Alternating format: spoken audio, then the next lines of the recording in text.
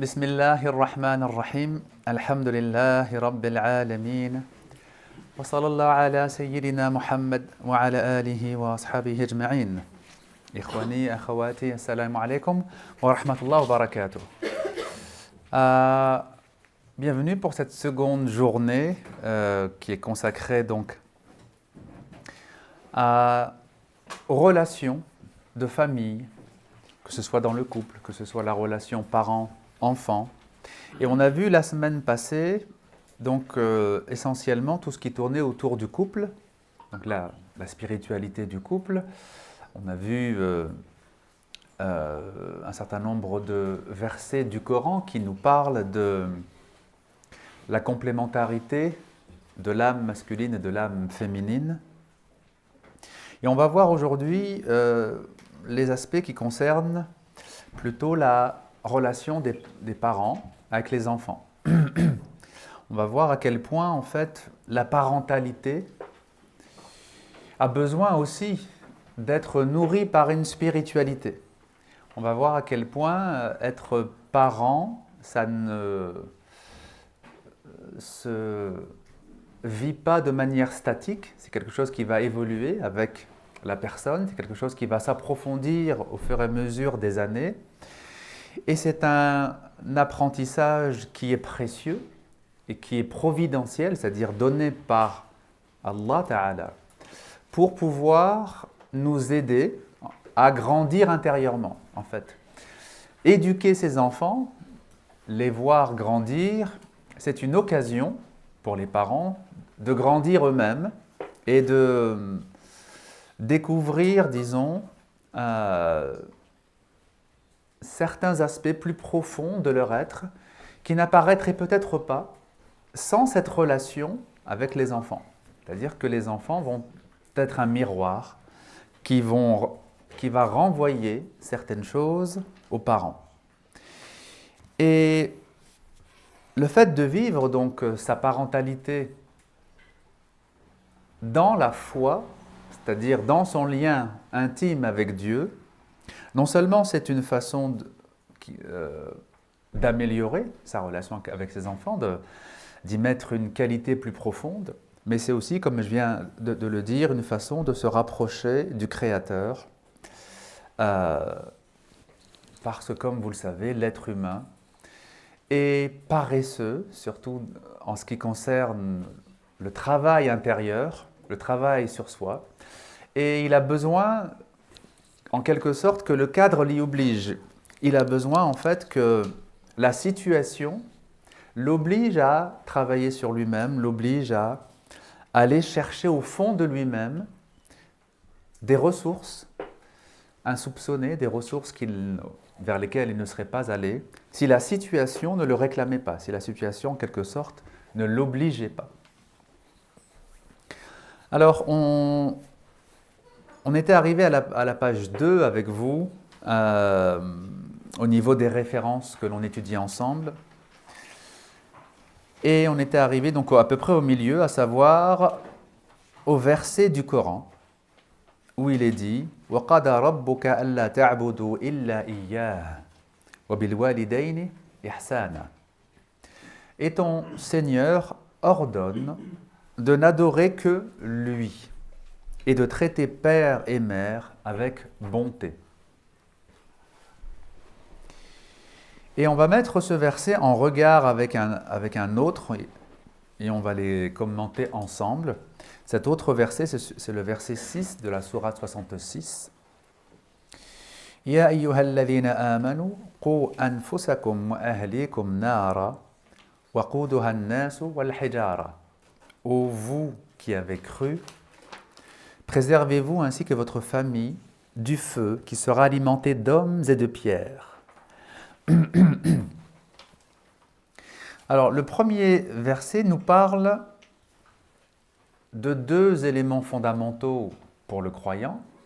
D'abord, l'unicité divine, l'adoration de Dieu unique, c'est-à-dire on ne voue un culte qu'à Dieu et à rien d'autre que Dieu.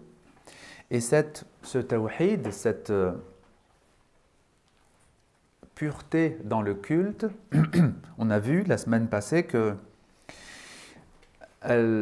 cette pureté pouvait être entachée, pas nécessairement par du paganisme au sens historique du terme, mais par le fait d'associer à Dieu autre chose, par exemple l'ostentation. On a vu que c'est une forme d'association cachée à Dieu, c'est-à-dire que dans l'ostentation, le but n'est plus Dieu, c'est l'image de soi. On va agir pour l'image de soi, pour donner une bonne image de soi. Et finalement, puisque notre but devient cultiver auprès des autres une image de soi, eh bien, ça devient une divinité. Ça prend la place, en tout cas, de la divinité. Donc, et ton Seigneur ordonne de n'adorer que lui, c'est-à-dire de sortir de toutes les formes de polythéisme, de toutes les formes de paganisme, qu'elles soient extérieures, comme dans les cultes anciens, ou qu'elles soient intérieures, et ça c'est valable à toute époque. Et sur le même plan est mis la bonté envers père et mère. Obil walidaini ihsana. Et ça peut paraître étonnant que les deux soient juxtaposés, parce qu'on se dit le culte voué à Dieu, c'est quelque chose d'absolument essentiel dans la foi. Mais est-ce que la relation avec les parents a le même aspect essentiel? Est-ce que c'est aussi important? Est-ce que c'est aussi crucial? En fait, il faut comprendre que la bonté envers père et mère est une forme d'acceptation de la volonté de Dieu. On n'a pas choisi son père, on n'a pas choisi sa mère. Le père et la mère nous sont donnés par Dieu. Et le fait de ne pas être content de, ne pas être satisfait de, le fait de trouver que mon père n'est pas assez ceci, ma mère n'est pas assez comme ceci, j'ai eu un mauvais père, j'ai eu une mauvaise mère. Bon, tout ça, en fait, c'est une forme subtile de révolte contre la volonté divine, qui nous a choisi tel homme pour père avec ses qualités et ses défauts, et telle femme pour mère avec ses qualités et ses défauts. Et donc, la bonté envers père et mère, c'est quelque chose qui appartient au domaine de l'affectif, bien sûr, du sentiment. On a des sentiments pour nos parents. Donc, il y a un côté important et subjectif, bien sûr, mais il y a aussi un côté objectif. Objectivement, indépendamment du fait que je les aime ou que je ne les aime pas, objectivement, c'est la volonté divine qui s'exprime devant mes yeux, à travers cet homme, à travers cette femme que Dieu m'a choisi. Alors bien sûr, c'est plus facile quand on a des parents compréhensifs, attentionnés, bienveillants. Évidemment, c'est plus facile que quand on a des parents difficiles, colériques, qui ont pu parfois être dans la brutalité, qui parfois ont pu être dans la maltraitance. C'est plus difficile, évidemment. Mais même dans ces cas-là, même dans des cas où une personne aurait des parents très difficiles, il est important qu'il apprenne à se réconcilier avec la réalité de ses parents. C'est cet homme qui est mon père, c'est cette femme qui est ma mère, même si, évidemment, quand il y a à se protéger, on doit se protéger. Quand il y a à prendre du recul, on peut prendre du recul. Mais on ne peut jamais se révolter. On ne peut jamais être dans le rejet pur et simple de ses parents. Et alors, donc, la suite de la sourate 17, donc ici, vous voyez, c'est le verset 23, mais après, ça continue, les recommandations envers les parents continuent, et il est dit, lorsqu'ils atteignent l'âge de la vieillesse, ou lorsque l'un d'entre eux atteint l'âge de la vieillesse, il faut, dit le Coran, poser sur eux l'aile de la miséricorde. C'est-à-dire qu'il faut s'en occuper. وَلَا تَقُلْ لَهُمَا أُفٍّ et ne leur dit même pas ouf. Ça veut dire je suis pas content ou bien ça m'agace, ça m'irrite. Et donc le petit il est déjà de trop par rapport à ce que l'on doit faire pour ces parents âgés qui, effectivement, s'ils sont âgés, ont besoin de présence, ont besoin de soins, ont besoin qu'on fasse des tas de choses qu'ils pouvaient faire par eux-mêmes par le passé. Alors encore une fois, quand on a eu des parents très bienveillants, c'est plus facile de s'en occuper quand ils sont vieux. Mais même si on a eu des parents qui n'ont pas été les meilleurs parents du monde, il faut être capable de passer au-dessus, d'oublier cette souffrance qu'on a pu vivre en tant que jeune et se dire maintenant, je suis une autre personne, je suis un adulte et l'enfant qui a souffert de ne pas avoir un père comme ceci, de ne pas avoir une mère comme cela, ça n'est plus moi. Ou disons, ça a participé à me construire, mais moi en tant qu'adulte, je ne suis pas cet enfant.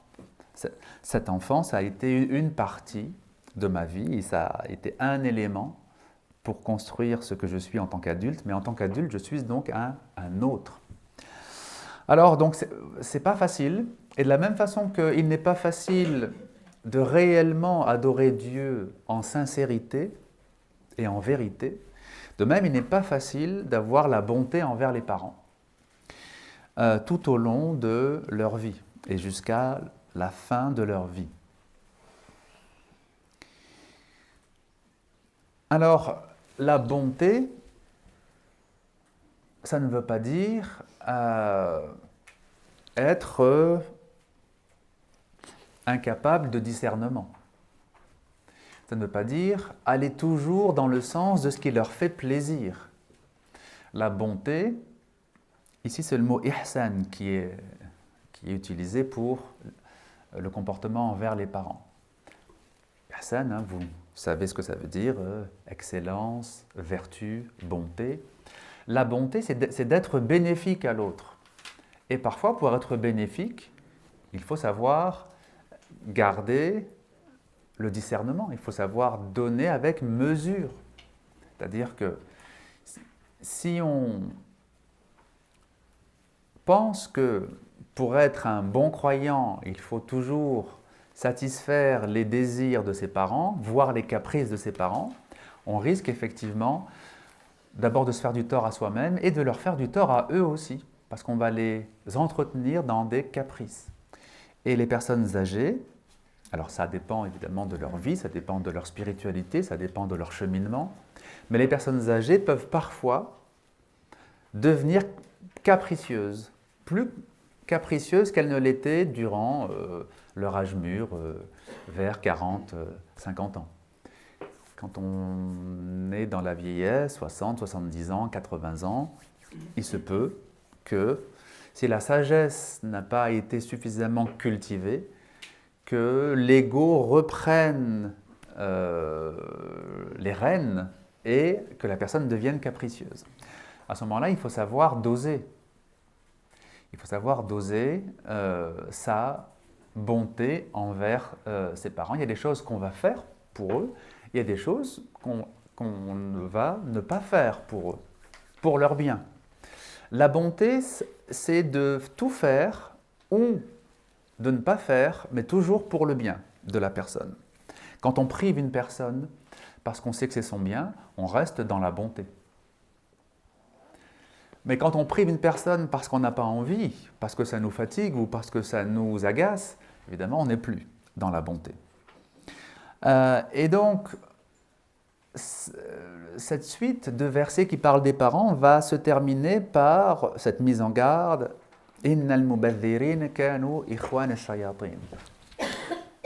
Ceux qui sont excessifs dans leurs dons sont les frères des démons. Ceux qui sont excessifs dans leurs dons sont les frères des démons. Pourquoi ? Parce que quand on est excessif dans son don, on va tirer la personne vers le bas. On va développer en elle le caprice et donc tout ce qui tire l'âme vers le bas. Et donc vous voyez que la bonté envers les parents demande un grand discernement, demande une maîtrise de soi-même, demande d'avoir réglé certains problèmes affectifs. Quand on est enfant, on est dans une grande attente affective vis-à-vis des parents, n'est-ce pas?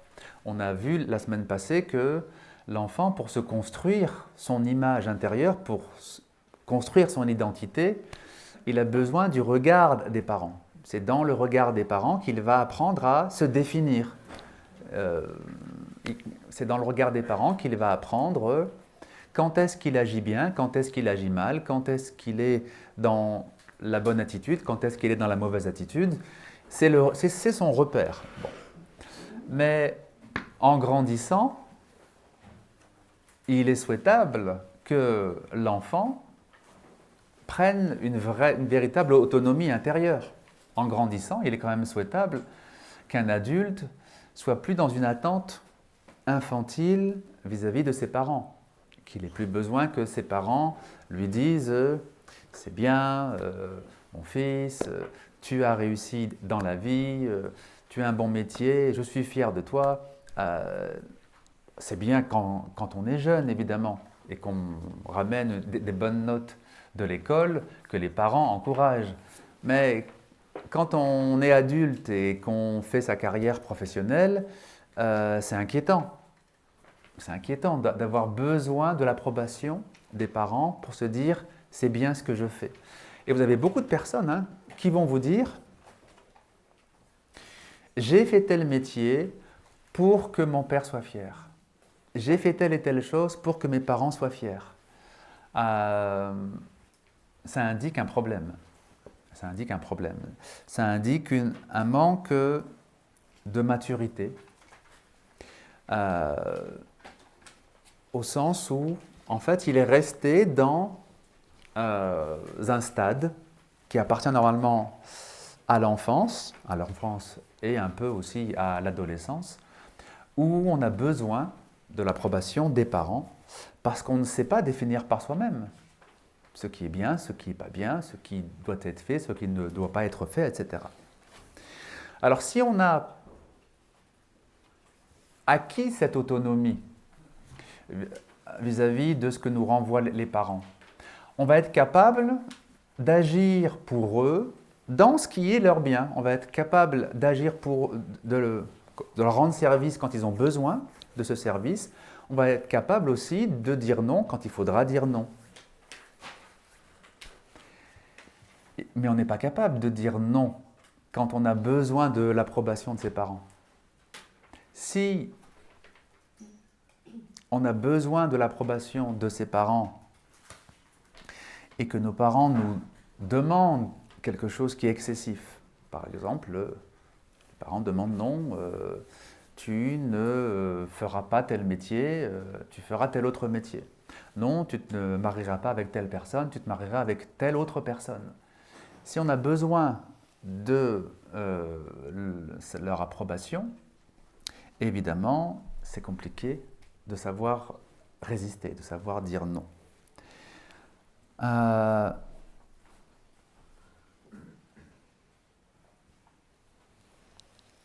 Dans une relation de famille, dans une relation familiale, il n'y a pas que du bien.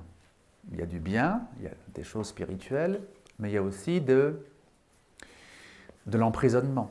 Il y a aussi du chantage affectif. Il y a aussi de la pression affective, etc. Et tout ça, ça existe. Et tout ça, c'est le quotidien d'une relation parent-enfant. Sauf pour ceux qui ont la chance d'avoir des parents spirituels et qu'eux-mêmes sont spirituels. À ce moment-là, la relation se situe sur un autre plan. C'est l'amour de Dieu qui s'exprime chez les parents et chez les enfants. Ça, c'est très rare. C'est très, très rare. Et de toute façon, Dieu donne très rarement des parents spirituels et des enfants spirituels. C'est très, très rare. Parce que, quelque part, ce serait trop facile, si vous voulez. Si vous avez des parents spirituels et des enfants spirituels, qui va éprouver l'autre? Si vous avez des enfants très compréhensifs enfin, des parents très compréhensifs et des enfants très compréhensifs, qui va éprouver l'autre? Donc, la sagesse divine, c'est très souvent de donner des parents spirituels et des enfants qui ne le sont pas. Ou l'inverse, des enfants spirituels et des parents qui ne le sont pas.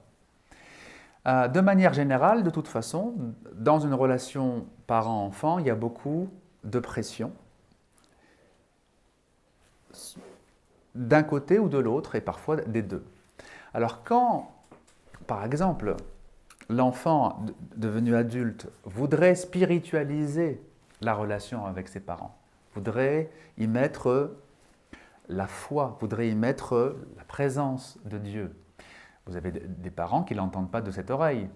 Vous avez des parents qui veulent continuer à avoir une relation horizontale, comme ça, de chantage affectif, de pression affective, parce qu'ils ont peur. Ils ont peur d'une relation spirituelle. Ça fait peur, une relation spirituelle, hein. Qu'est-ce que c'est qu'une relation spirituelle? C'est une relation où je ne te domine pas et tu ne me domines pas. Je ne t'attache pas et tu ne m'attaches pas. Ça fait peur. Pourquoi ça fait peur? Parce qu'on se dit, mais alors, quelle est la garantie que je vais pouvoir garder cette personne? Si entre nous, il n'y a pas de, comment dire, de pression pour que la relation perdure.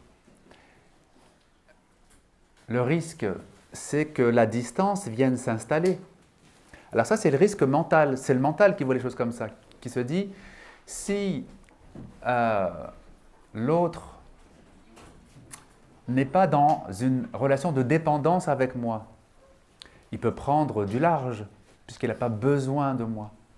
Et donc, il faut que j'entretienne le besoin, il faut que j'entretienne la dépendance.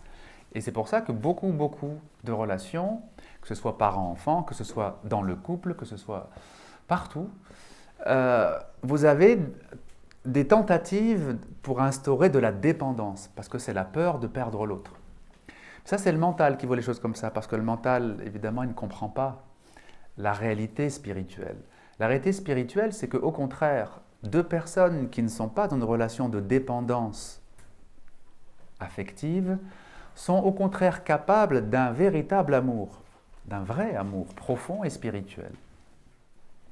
Et donc, vous avez des parents qui, ayant peur que leurs enfants ne s'occupent plus d'eux, vont être tout le temps dans la culpabilisation. Vous avez des parents qui vont dire à leur enfant qui vient les voir 2-3 fois par semaine, tu ne viens jamais me voir, je passe des journées entières à être seul, tu devrais venir tous les jours. Alors qu'ils vont les voir 2-3 fois par semaine. Et pour eux, ça n'est pas assez.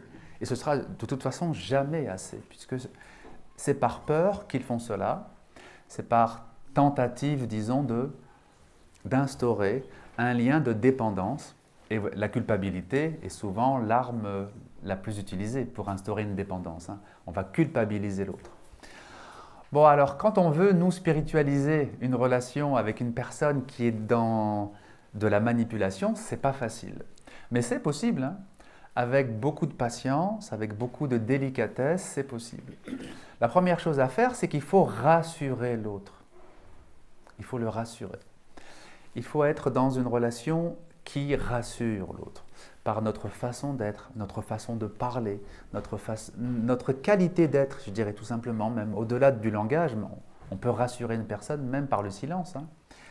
C'est la qualité de notre être qui doit, avec les mois, avec les années même souvent, calmer cette angoisse intérieure d'être abandonné. Et donc, dans notre façon d'être, on va faire ressentir à la personne que nous sommes là pour elle, que nous sommes là pour l'aider quand elle a besoin, et que quand on dit non, ce n'est pas un manque d'attention, ou ce n'est pas un manque d'empathie, c'est parce qu'on pense que ce n'est pas son bien, c'est parce qu'on pense que ça ne va pas lui faire du bien, etc. Alors,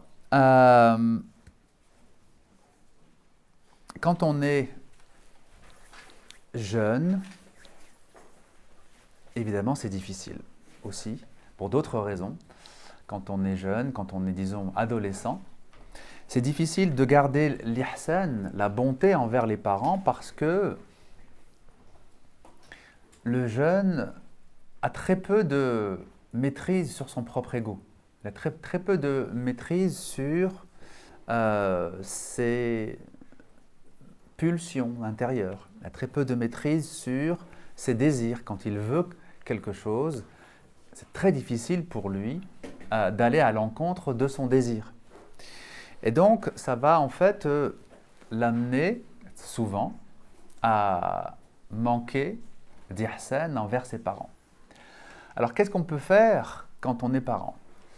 Quand on est parent, il faut, dès l'enfance, dès que l'enfant est capable de parler, lui transmettre le respect des anciens, le respect des parents. Il ne faut pas croire qu'on va réussir à bien éduquer ses enfants et à les rendre reconnaissants envers nous si nous-mêmes, on est dans une rupture avec nos propres parents ou nos grands-parents, etc. Si nous-mêmes, nous ne sommes pas dans la continuité des anciens, si nous ne sommes pas dans le fait de faire vivre leur héritage, il y a très peu de chances que nos propres enfants soient dans cette attitude avec nous. Si nos enfants, quand ils sont jeunes, ne nous voient pas dans la proximité avec nos propres parents, comment voulez-vous qu'à l'âge de l'adolescence, par exemple, ils soient bien inspirés dans leur comportement? On ne peut transmettre que ce que l'on est soi-même. Oui. J'ai juste pour ça. Oui. Vous pouvez y aller, je vais changer. Ah d'accord, les piles. Très bien. Je disais donc qu'en fait, quand on éduque un jeune enfant, il est important de l'éduquer dans la continuité familiale, c'est-à-dire qu'il voit ses parents avec ses grands-parents, il voit la relation qui existe entre ses parents et ses grands-parents, et ça vaut tous les discours. Ça, c'est bien meilleur même, je dirais, que tous les discours pour un enfant. Si vous dites à un enfant, tu dois respecter tes parents, c'est abstrait, c'est quelque chose de théorique qui ne lui parle pas. Mais s'il voit ses parents agir avec ses grands-parents, là évidemment c'est parlant.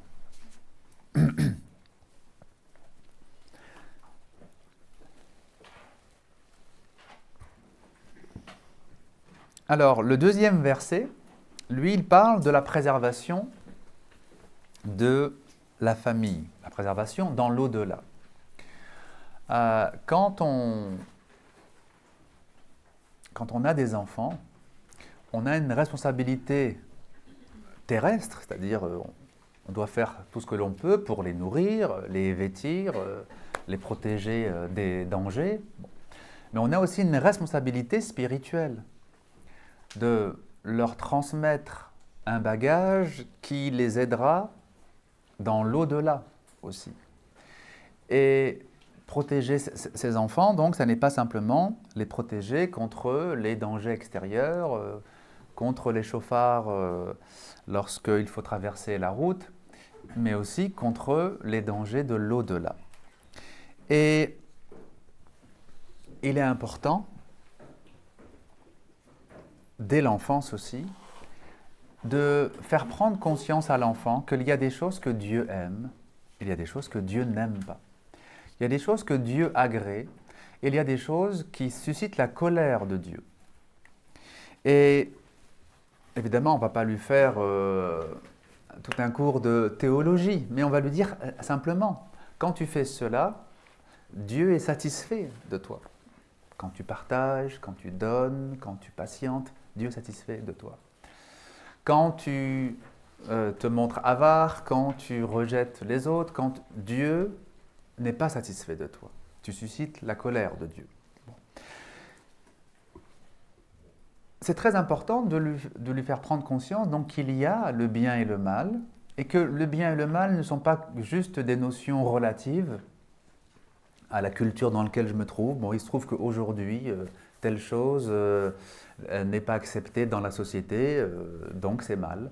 Mais peut-être que dans 50 ans, ce sera accepté, donc ce sera bien.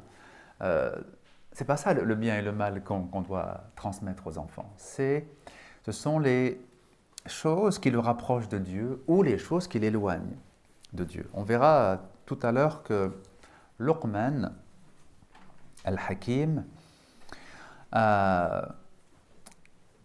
qui est un prophète, donc, pour certains théologiens, d'autres disent qu'il n'était pas prophète, mais il était sage. En tout cas, dans un cas comme dans l'autre, c'est un être inspiré par Dieu.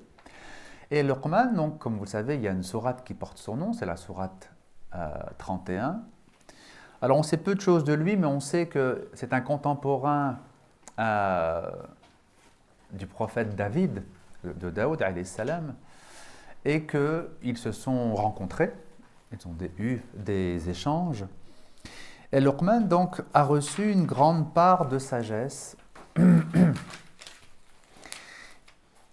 Et cette sagesse, il l'a transmise à son fils. Et ce qui est très précieux, donc, dans le Coran, donc c'est la sourate 31, ça va des versets 12 au verset 18. Ce qui est très précieux, c'est qu'on a en fait la transmission que Luqman donc a faite envers son fils. Et on verra donc tout à l'heure que c'est vraiment tout un programme d'éducation spirituelle. Mais avant ça, on va voir d'autres hadiths qui nous parlent toujours de la relation à avoir avec les enfants et de la façon de les considérer. D'après Aïcha, Inna awladakum hibatullahi lakum. D'après Aïcha, donc le prophète a dit, en vérité, vos enfants sont un cadeau que Dieu vous a fait. Yahabu liman yasha'u inathan wa yahabu liman yasha'u dhukur. Il accorde des filles à qui il veut et il accorde des garçons à qui il veut. La première chose qu'il faut réaliser dans la parentalité, ou si on veut donner une qualité spirituelle à notre parentalité, c'est de comprendre que l'enfant est un cadeau de Dieu. Un cadeau, c'est-à-dire quelque chose qui est offert sans que l'on puisse décider de ce que ce sera, de ce que ça va être, etc. Et donc c'est un cadeau que Dieu fait, et dans ce cadeau, on ne choisit pas le sexe de l'enfant, et évidemment on ne peut pas choisir non plus la nature de cet enfant. Est-ce qu'il sera calme? Est-ce qu'il sera agité? Est-ce qu'il sera doué pour les études ou pas du tout?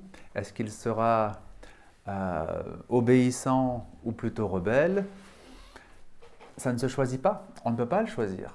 Et beaucoup de parents qui ont plusieurs enfants sont toujours un peu étonnés de voir la différence psychologique qui existe entre les différents enfants. C'est-à-dire qu'ils ont donné la même éducation à leurs 2 ou 3 enfants, ils ont essayé de les orienter de la même façon, et pourtant, en grandissant, chacun prend sa route, chacun a sa personnalité, chacun a sa façon d'être. Et là, ils se rendent compte, une fois que l'enfant a grandi, bien sûr, qu'effectivement, l'enfant a une nature et que le parent ne peut pas décider de sa nature, ne peut pas modeler l'enfant et en faire ce qu'il voudrait. Il lui transmet ce qu'il peut, bien sûr, mais cette transmission, elle va être reçue dans la nature de l'enfant. Donc, le parent, en fait, qu'est-ce qu'il est? Il est un accompagnateur. Dieu envoie tel enfant dans telle famille et les parents doivent accompagner cet enfant. L'accompagner dans ce que lui peut réaliser, pas dans ce que les parents voudraient qu'il soit. Dans ce que cet enfant peut réaliser. Le rôle du parent, c'est d'accompagner le mieux possible l'enfant. Mais accompagner, encore une fois, ça demande une maturité, ça demande un certain recul. Ça demande d'abord d'avoir réalisé que l'enfant n'est pas ma propriété, c'est pas ma chose. Et ça demande donc d'apprendre à aimer différemment. Aimer sans être dans la possession. Et c'est ce qu'on appelle al-amana, c'est ce qu'on appelle le dépôt de confiance. La notion de amana, c'est une notion en fait de dépôt. On dépose quelque chose chez quelqu'un temporairement parce qu'on lui fait confiance et qu'on sait que cette chose sera bien gardée. À l'époque du prophète sallallahu alayhi wa sallam, il n'existe pas de porte blindée, n'est-ce pas? Il n'existe pas de verrou qui se ferme à double tour, il n'existe pas d'alarme pour surveiller les maisons, il n'existe pas de banque, il n'existe pas d'autre moyen pour quelqu'un qui part en voyage, par exemple, que de déposer ce qu'il possède chez quelqu'un de confiance.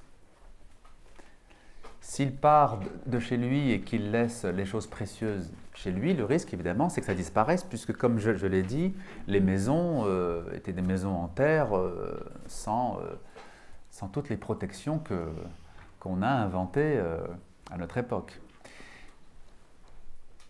Et donc, connaître des personnes de confiance, c'était une nécessité à l'époque. Et de là vient la notion de amana, c'est-à-dire je sais que si je dois confier quelque chose à quelqu'un, je sais que ce sera à cette personne. Et cette notion donc est reprise aussi donc, en islam, et on dit que les enfants sont une amana, c'est-à-dire que Dieu les dépose chez nous pour un certain temps, et il souhaite qu'on en prenne soin. Alors, évidemment, la grande difficulté, c'est que le parent, quand son enfant naît, il ne connaît pas la nature de son enfant. Quand l'enfant naît, dans les premières semaines, qu'est-ce que peut dire un parent? Il peut dire, bon, il pleure beaucoup, bien il ne pleure pas beaucoup, il fait facilement ses nuits ou ne fait pas facilement ses nuits, mais le parent ne sait pas encore à quel enfant il va avoir affaire. La personnalité va émerger progressivement. Et puis en plus, elle peut changer, parce qu'on peut avoir un enfant turbulent quand il a 3-4 ans, qui devient très très calme vers 7-8 ans, et qui ensuite va devenir une personne très très calme. Le fait d'avoir un jeune enfant turbulent n'est pas significatif. C'est difficile de connaître la nature d'un enfant. Elle va se révéler très progressivement. Donc en fait, le parent, il ne peut être que dans l'accompagnement progressif. C'est-à-dire qu'aujourd'hui, j'accompagne mon enfant de telle et telle façon. J'ai un enfant de 3 ans qui est très très turbulent, j'accompagne de telle et telle façon. Et puis, le jour où il devient plus calme, il faut avoir la souplesse de changer son attitude. Parce qu'on n'a pas la même attitude avec un enfant turbulent et avec un adolescent calme. Et donc, en fait, on est amené, quand on est parent, à évoluer en même temps que l'enfant, à évoluer en étant à l'écoute de ce qu'est son enfant. Et on va voir maintenant un hadith qui nous parle de l'importance de s'investir dans l'éducation. On peut peut-être le mettre ici, oui. C'est un hadith qui nous est rapporté par Jabir ibn Samura. لا أن يؤدبن أحدكم ولده خير من أن يتصدق كل يوم بصاع. Que l'un d'entre vous éduque son enfant est préférable pour lui que de donner tous les jours une mesure de nourriture en aumône. Cette parole du prophète, alayhi salatu wassalam, indique que notre capacité à faire le bien, nos moyens pour faire le bien, doivent être utilisés en priorité avec nos enfants. C'est-à-dire que vous avez beaucoup de parents qui, ayant des enfants qui sont encore très jeunes à la maison, vont s'investir à l'extérieur, vont s'investir dans le domaine associatif, dans la mosquée, dans ceci, dans cela. Bon, ça n'est pas une bonne chose, parce que s'ils ont des enfants qui sont encore jeunes, en tout cas s'ils ont des enfants qui ont encore besoin de leur transmission, il faut que la priorité, ce soit les enfants. Et c'est pour ça que le prophète donne en exemple ici l'aumône aux pauvres. Évidemment, c'est une très bonne chose que de donner à manger à des pauvres qui n'ont pas à manger. Et encore une fois, à l'époque, ne pas avoir à manger, ça voulait vraiment dire mourir de faim. Ça voulait vraiment dire risquer la mort. La pauvreté de l'époque, c'est une pauvreté radicale. Et donc, donner une mesure de nourriture en aumône, ça peut être sauver la vie de la personne. Bon, et bien même cela, en fait, il est préférable pour un parent de s'occuper de son enfant. Alors, le fait de s'investir à l'extérieur, ça peut parfois être une fuite. Et chez beaucoup de personnes, c'est une fuite. On va s'investir dans l'associatif, dans le bénévolat, dans ceci, dans cela. Parce qu'on a du mal à s'investir à la maison. Parce qu'on a du mal à s'investir avec les enfants. Et c'est particulièrement vrai pour les hommes. Les hommes ont plus tendance, en moyenne disons, que les femmes à s'investir à l'extérieur et à délaisser leur enfant. On va dire que la maternité est plus facilement tournée vers la priorité des enfants que la paternité. L'instinct maternel va être plus directement tourné vers les enfants que l'instinct paternel. Et c'est pour ça que les pères doivent être très vigilants sur ça. Parce que s'occuper de l'extérieur en négligeant ses enfants, c'est une grave erreur. Alors bien sûr, ça vient de beaucoup de choses. Ça vient parfois d'une volonté de fuir, c'est-à-dire qu'il est plus facile de s'occuper de gens à l'extérieur plutôt que de ses enfants, parce que les gens de l'extérieur ne nous renvoient pas la même chose que les enfants. L'enfant, c'est une part des parents, n'est-ce pas? Donc quand un enfant agit mal ou tourne mal ou fait quelque chose de négatif, ça va toucher le parent beaucoup plus profondément que si c'est un de ses élèves. Si c'est un de ses élèves, bon, d'accord, c'est gênant, mais il y a une distance, il y a la distance de l'extériorité. C'est quelque chose d'extérieur. Là, quand c'est l'enfant, vous avez des parents qui préfèrent pratiquer la politique de l'autruche. C'est trop difficile de faire face aux difficultés de la maison. Ça touche trop profondément de voir que mon fils tourne mal. Du coup, je pratique la politique de l'autruche. Donc, il y a ça. Il y a aussi le fait que certains parents sont dans une sorte de culpabilité. Ils estiment qu'on a besoin d'eux. On a besoin d'eux à l'extérieur, on a besoin d'eux dans tel projet, on a besoin d'eux dans telle association, on a besoin d'eux. Et donc, il y a une forme de culpabilité à s'occuper d'abord et en priorité de leurs enfants. Et c'est une erreur, parce que Dieu n'a besoin de personne. Dieu n'a pas besoin de nous. Il n'a pas besoin de notre savoir-faire, il n'a pas besoin de nos compétences. Si je ne suis plus dans l'association, elle va s'écrouler.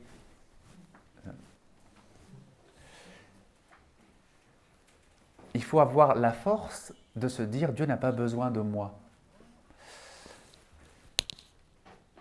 Mais lorsqu'il veut accomplir quelque chose, il va choisir parmi ses serviteurs tel ou tel instrument. Ça c'est vrai évidemment. La plupart du temps, Dieu agit en choisissant des personnes. Quand il agit directement, ça s'appelle un miracle. Ça arrive, mais évidemment c'est rare. La plupart du temps, l'action divine prend la forme discrète de l'action de telle ou telle personne. Bon. Et donc c'est vrai que Dieu va susciter chez certaines personnes l'élan, la vocation d'agir. Et il en faut des personnes comme ça.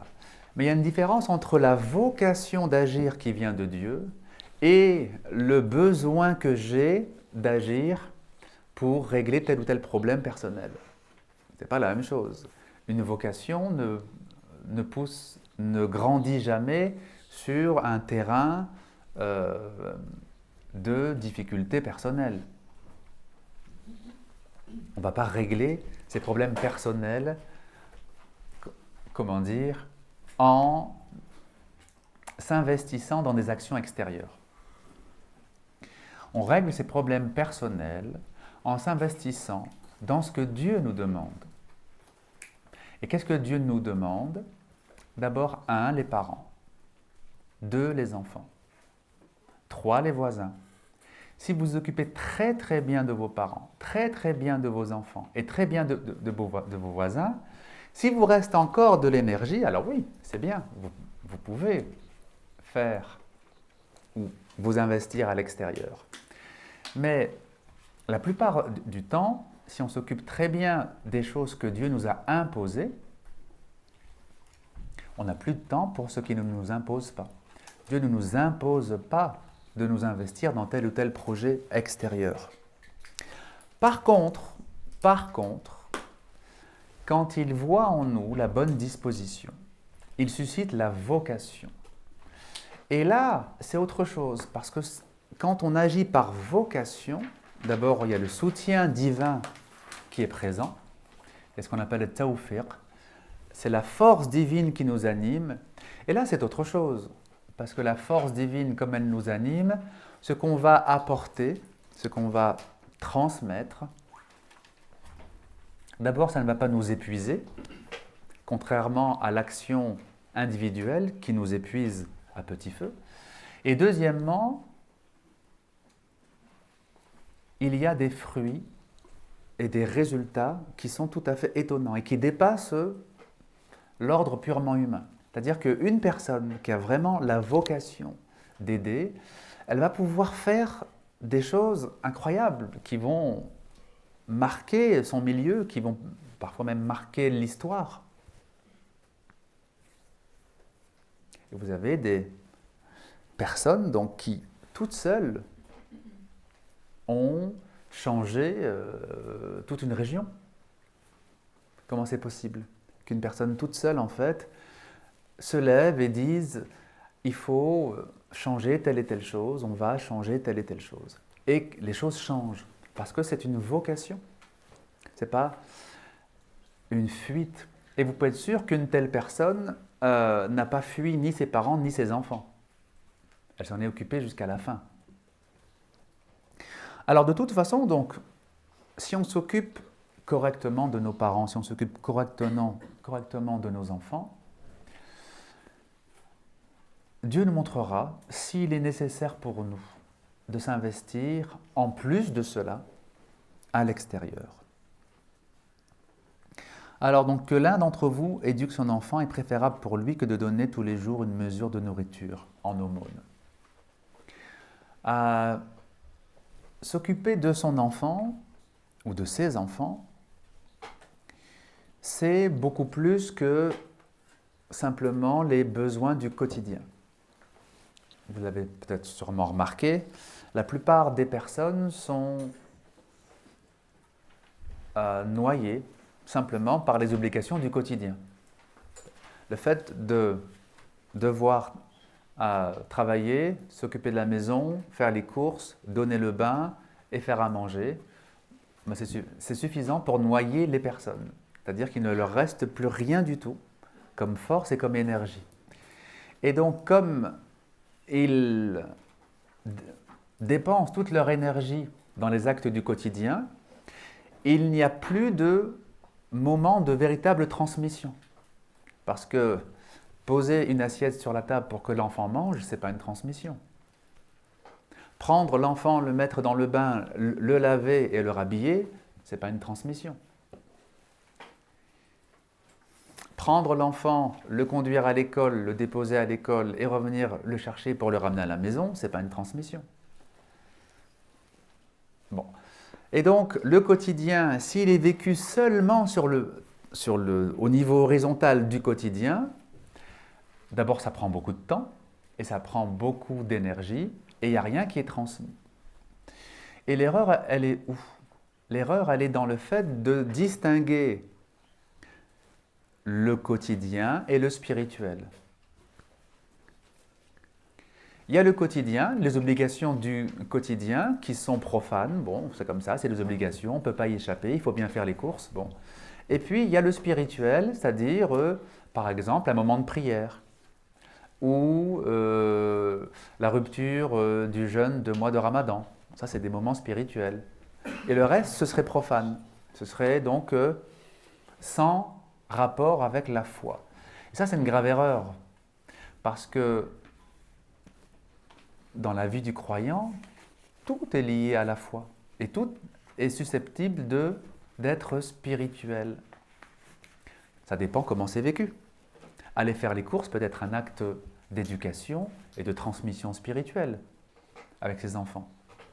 Ça dépend comment c'est vécu. Ça dépend qu'est-ce qui est vécu au moment où on va faire les courses. Qu'est-ce qu'on dit à ses enfants? Dans quelle attitude on fait les courses? Quelle est l'ambiance familiale, relationnelle au moment des courses?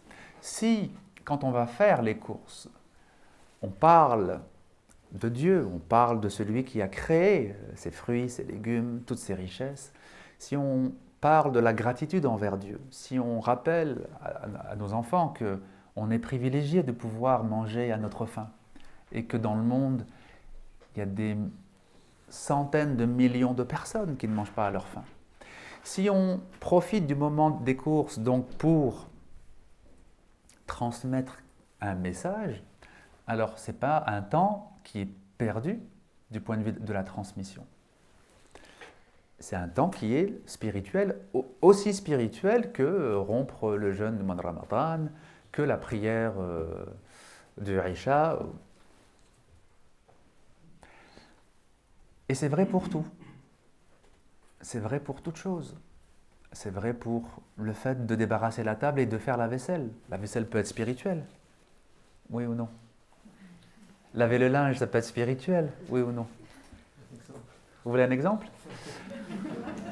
Le prophète disait, regardez comment le prophète s'exprime quand il s'adresse à Dieu.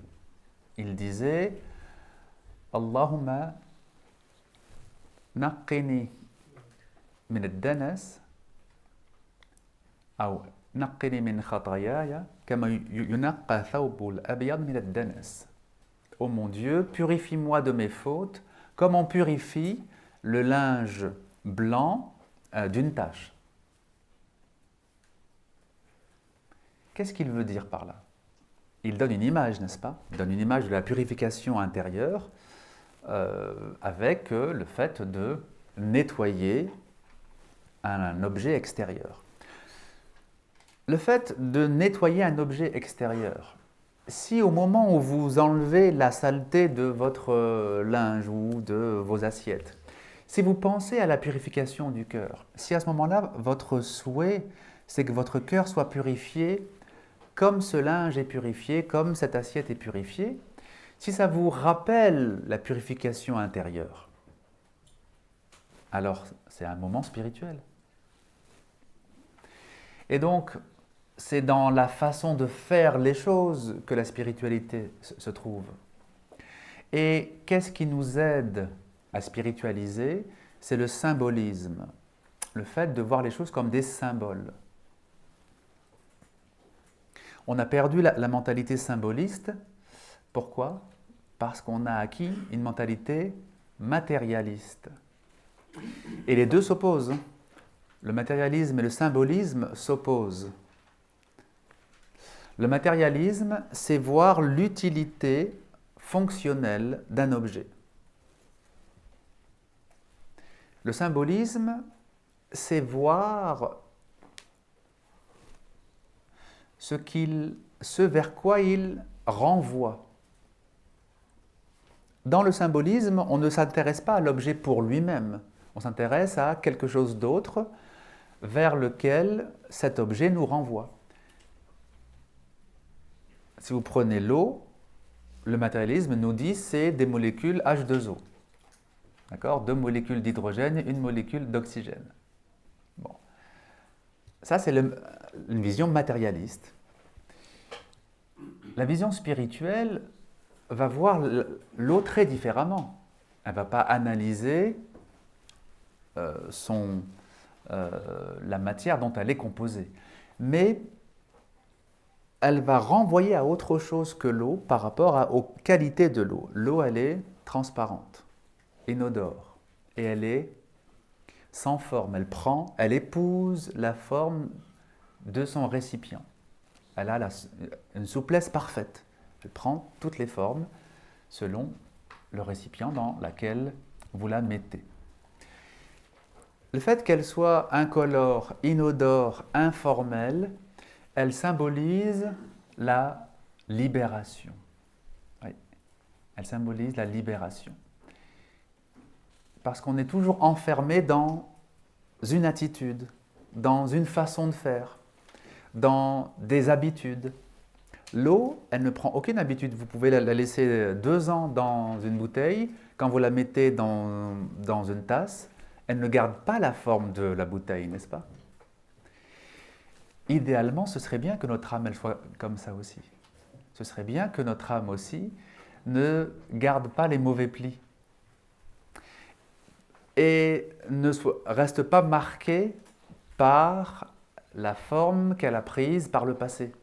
Ce serait bien d'avoir une âme aussi souple que l'eau. Eh bien, c'est ça, le symbolisme. C'est-à-dire qu'on voit une chose, on voit ses qualités, et ces qualités nous renvoient à un niveau supérieur. C'est-à-dire que le matériel renvoie au spirituel. Alors, si je reviens maintenant au quotidien, à la vie quotidienne, chaque acte du quotidien peut devenir spirituel si et seulement si on apprend à voir les choses dans leur dimension symbolique, ce qu'elles peuvent symboliser.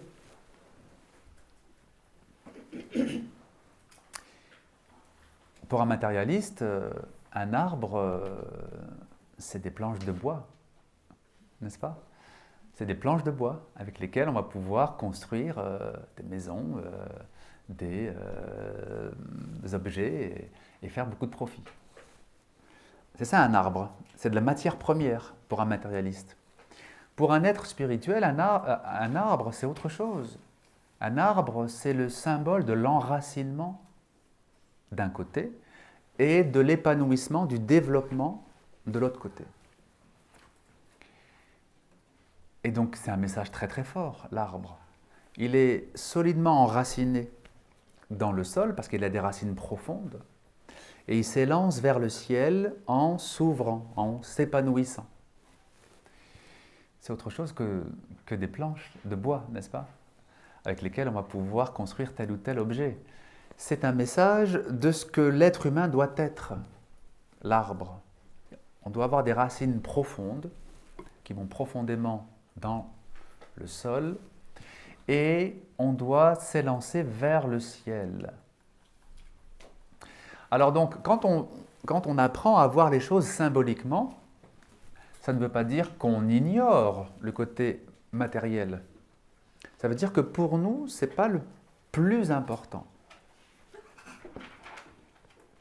Parce que le plus important pour nous, c'est donc le message que transmet telle ou telle chose créée. Alors donc, le quotidien peut être le support d'une vie spirituelle si on sait y mettre du sens, si on sait donc traduire, on pourrait dire, traduire en termes clairs les symboles. Lorsque l'on s'occupe d'une maison, par exemple, c'est étonnant de voir à quel point elle se salit très vite et qu'il faut toujours refaire le ménage, n'est-ce pas? Moi, une des choses qui m'a toujours étonné quand j'étais enfant, c'est la rapidité avec laquelle la poussière revient partout. Elle revient sur les meubles, elle revient sur les rebords de fenêtres, elle revient. Et il faut toujours, à nouveau, enlever la poussière, enlever les saletés.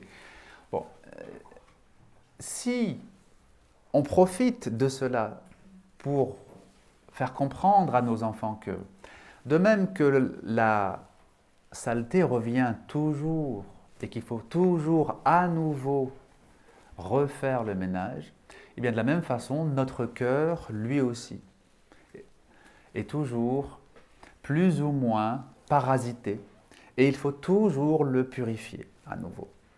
On a toujours besoin de refaire les ablutions et on a besoin de prier régulièrement parce que notre cœur est toujours parasité. C'est une loi de la création. Et c'est aussi inévitable que votre maison a besoin d'être nettoyée régulièrement. Le prophète, pour aider à comprendre les vertus de la prière, a donné cette autre image. Il a dit, figurez-vous un homme qui vit dans une maison devant laquelle passe une rivière.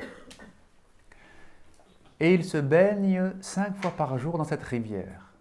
Est-ce qu'il reste sur lui une trace de souillure? Les compagnons ont dit non, ont envoyé de Dieu. Il a dit, eh bien, c'est ainsi qu'est la prière quotidienne, les 5 prières par jour. Pour comprendre l'importance des 5 prières par jour et le fait qu'elles reviennent régulièrement à des heures fixes, il donne l'image de la plongée dans l'eau, le fait de plonger son corps dans l'eau. Évidemment, 5 fois par jour, 5 bains par jour, même celui qui travaille au champ et qui a, vous savez, comme souvent les gens qui travaillent dans les champs, ils ont toujours un peu de terre sous les ongles. Même quelqu'un qui travaillerait au champ, s'il prend 5 bains par jour, il aura les ongles très propres. Alors pourquoi est-ce qu'il donne cette image? Cette image, on va dire, corporelle, du nettoyage du corps, pour parler des vertus spirituelles de la prière, ou des 5 prières par jour.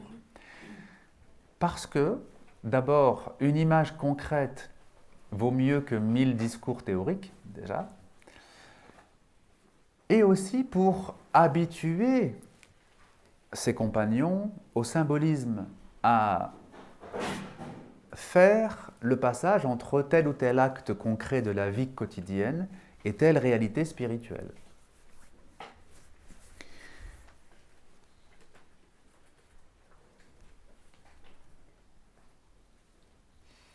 Alors le quotidien, il faut vraiment faire un effort, j'allais dire, pour y mettre du sens et aider nos enfants à y mettre du sens, si on ne veut pas que ce quotidien d'abord nous absorbe complètement et nous vide complètement.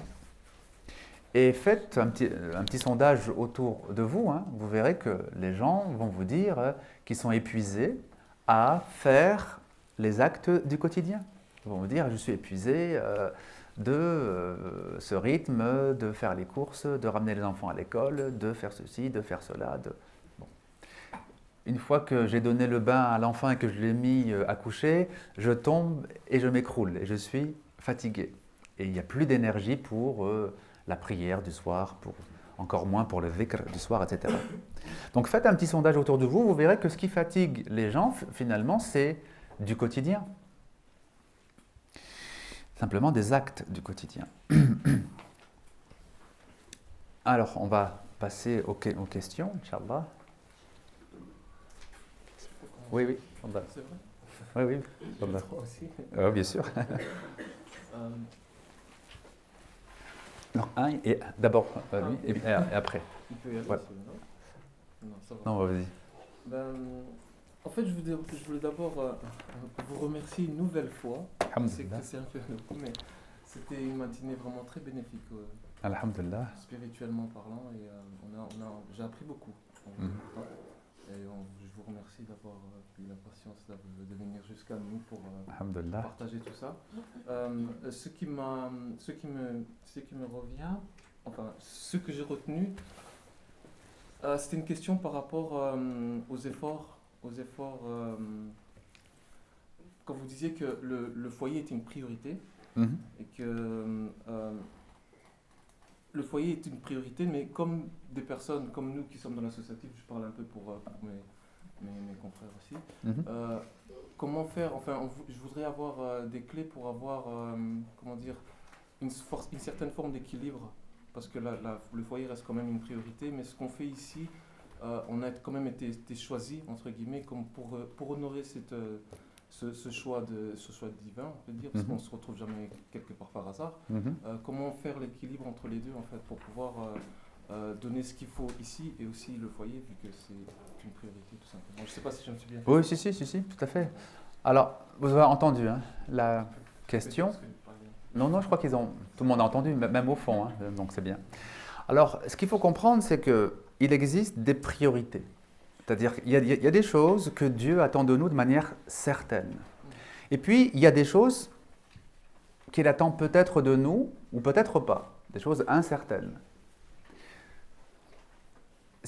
Quelqu'un qui n'a pas de parents, ou qui n'a plus ses parents donc sont décédés. Évidemment, lui, il n'a plus ce devoir, là. Donc ça dégage déjà du temps pour s'investir dans d'autres choses. Quelqu'un qui est célibataire ou même en couple sans enfant, évidemment, il n'a pas de devoir vis-à-vis des enfants. Il a des devoirs dans le couple, bien sûr, mais il n'y a pas d'enfants présents.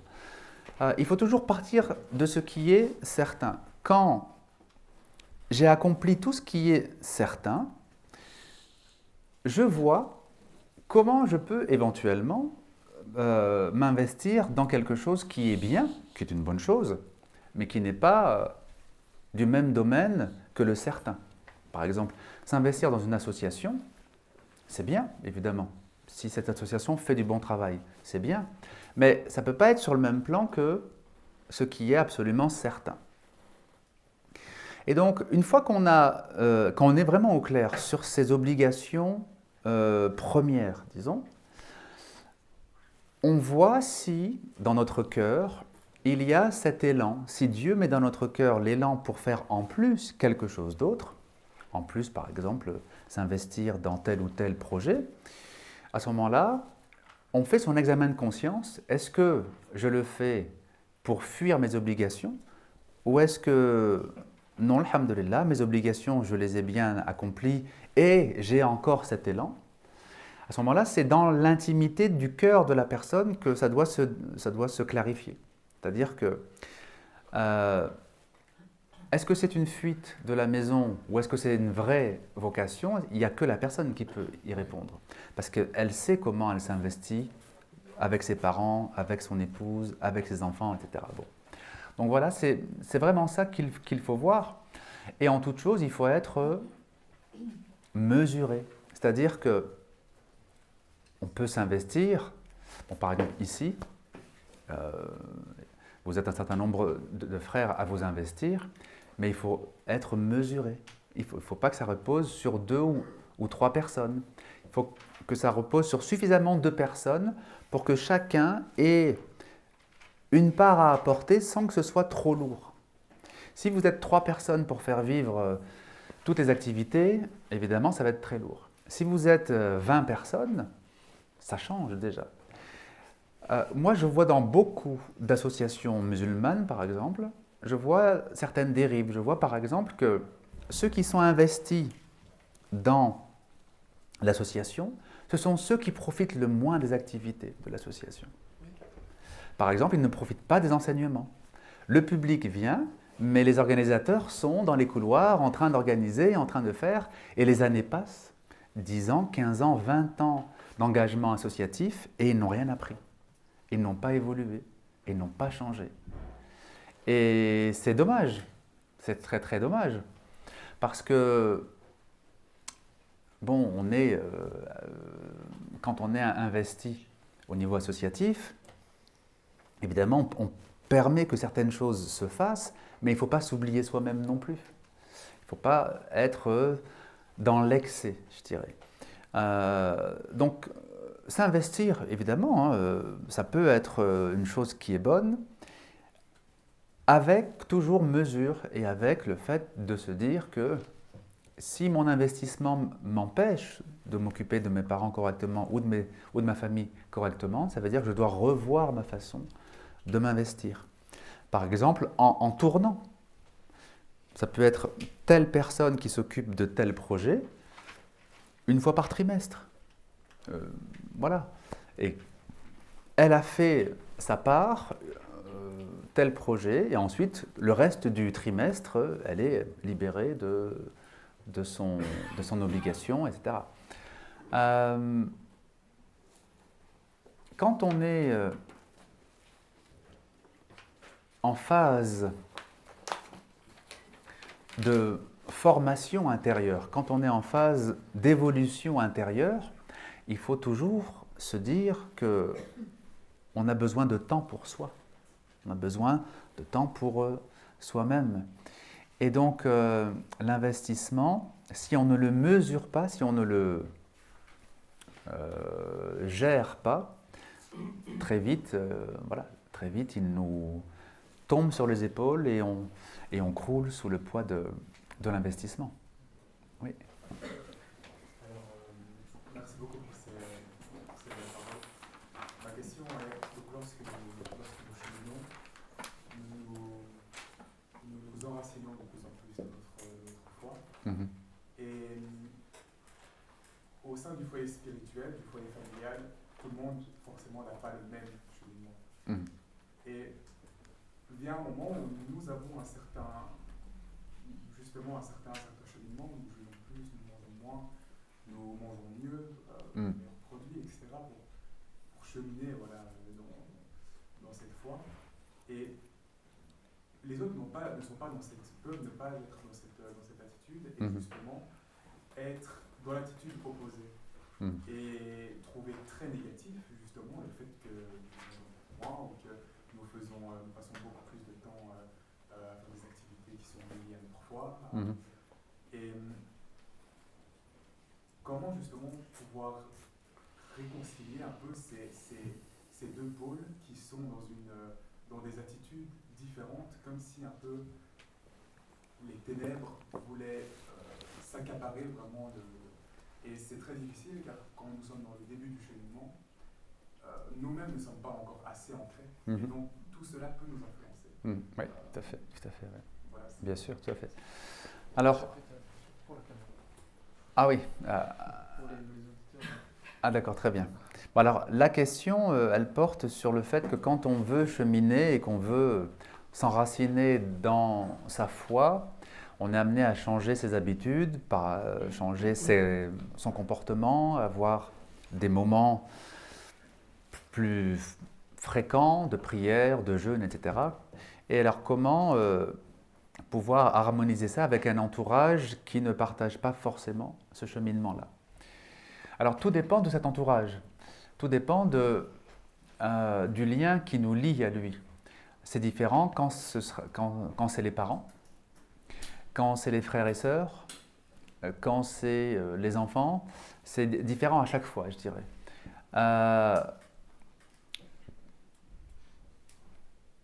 Quand ce sont les parents, il faut vraiment essayer de les rassurer.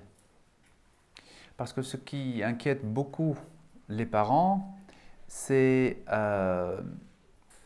que va devenir mon enfant ? C'est-à-dire, bon, il jeûne, il ne mange plus ceci ou il ne mange plus cela. Comment est-ce qu'il va évoluer ? est-ce qu'il va toujours nous accepter ou est-ce qu'il va finir par nous rejeter? Parce que, évidemment, quand ils voient leur enfant prendre un chemin différent du leur, il y a cette peur du fossé qui va se creuser entre leur enfant et eux. Et donc, les parents, il faut les rassurer en leur faisant comprendre que ce changement de style de vie, ce changement d'attitude ne va pas créer de fossé, qu'on sera toujours aussi présent et que, au contraire même, notre cheminement nous amène à être encore plus proche d'eux et plus bienveillant encore avec eux. Alors évidemment, ce n'est pas toujours facile, ça prend du temps, et c'est beaucoup plus dans l'attitude que dans les paroles en fait. Ça ne sert à rien d'expliquer en fait, de dire oui, mais dans ma foi, on fait comme ci ou on fait comme cela, et c'est pour ça que, en fait, c'est vraiment dans ce qui va passer entre l'enfant et les parents, c'est cette bonté intérieure qui va être perçue par leur cœur, parce que les parents sont assez intuitifs sur leur enfant. Pas dans tous les domaines, mais en tout cas dans le domaine de l'amour, ils sont capables de ressentir le véritable amour quand leur enfant leur exprime. Et donc, c'est vraiment ça qu'il faut faire. Quand il s'agit du conjoint, quand il s'agit donc du mari, de l'épouse, c'est un peu différent. Dans la mesure du possible, il faut cheminer ensemble.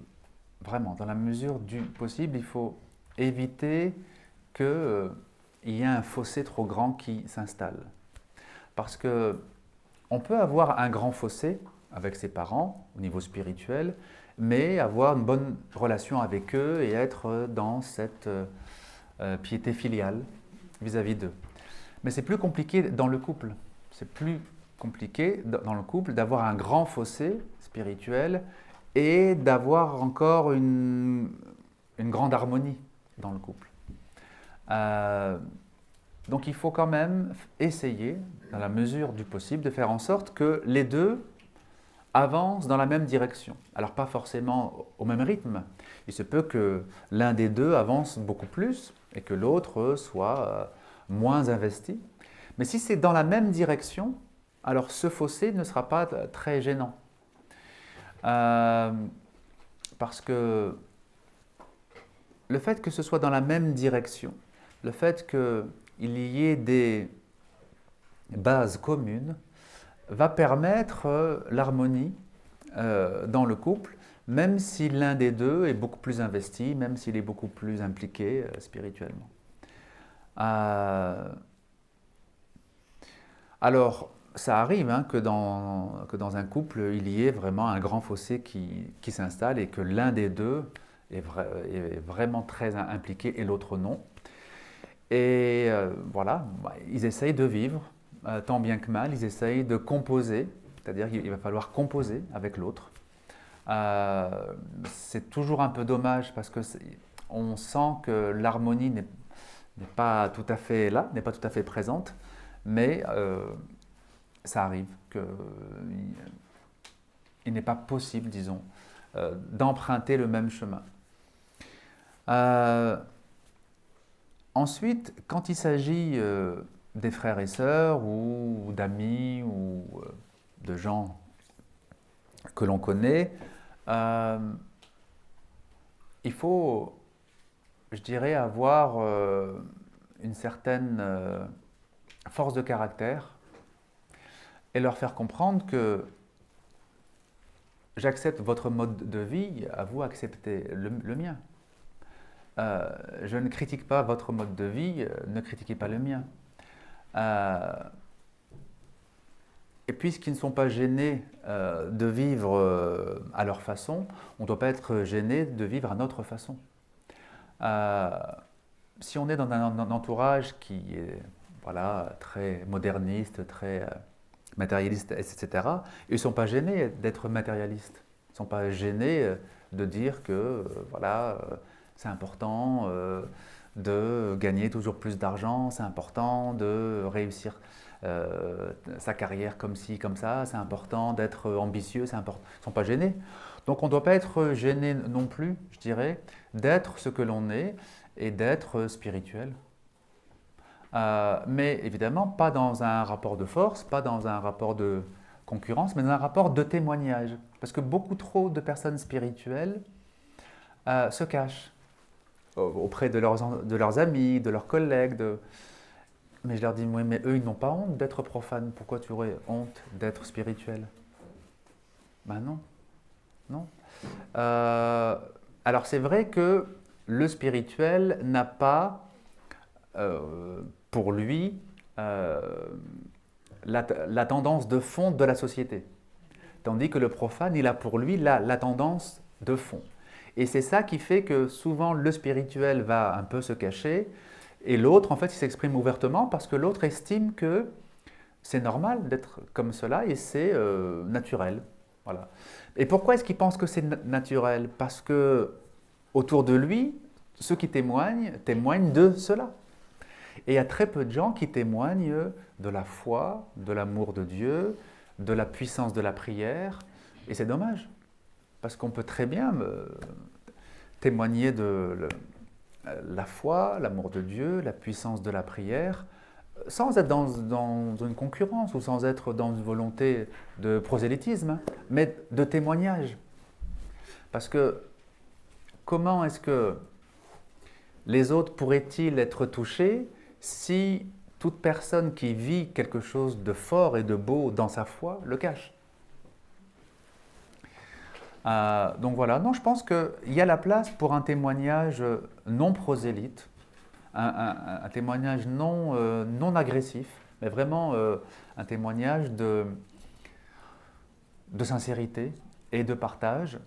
Et on peut effectivement ne pas avoir tout de suite des réactions entièrement favorables. Mais au bout de 1 mois, 6 mois, 1 an, 2 ans, 3 ans, on a des témoignages qui deviennent favorables. Oui. Une question qui me parvient par écrit, qui rentre justement en phase avec votre réponse. C'est comment concilier le foyer spirituel avec la vie moderne et ses répercussions sur l'organisation du couple, de la famille, je crois que vous en parliez, oui. Et comment maintenir ça dans le temps. D'accord. Donc, comment concilier la vie spirituelle avec les impératifs de la vie moderne, c'est ça? Les répercussions et organisation du couple, de la famille, etc. Oui. Pour s'organiser, pour changer, disons, d'organisation, il faut toujours se dire les choses se font sur le long terme.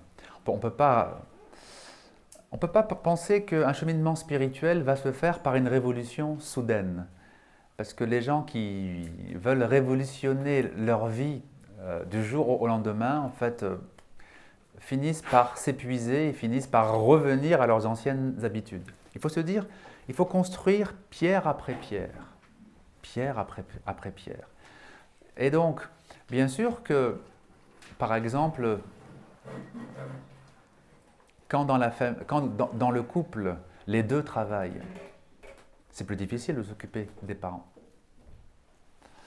Et donc, si on veut vraiment s'occuper de ses parents, si on veut leur accorder du temps, voire les accueillir même chez nous dans leur vieillesse, il faudra s'organiser, effectivement.